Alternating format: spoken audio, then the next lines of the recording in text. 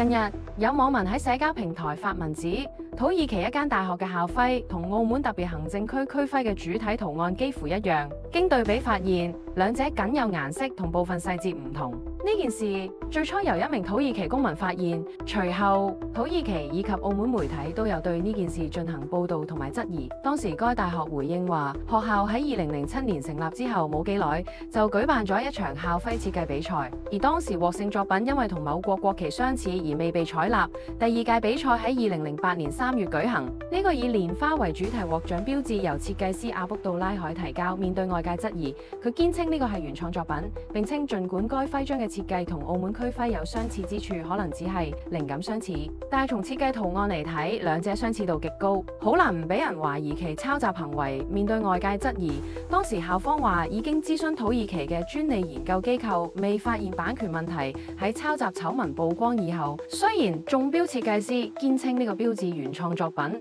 但係校方拒絕支付4000土耳其幣獲獎獎金，但學校卻堅持使用呢個標誌長達18年之久。更加搞笑嘅係，最終4000土耳其幣獎金俾咗1年前設計被棄用嘅紅色校徽參賽者。呢件事你又點睇呢？評論區話我知啦。關注澳門事，了解身邊事。多謝收睇，拜拜。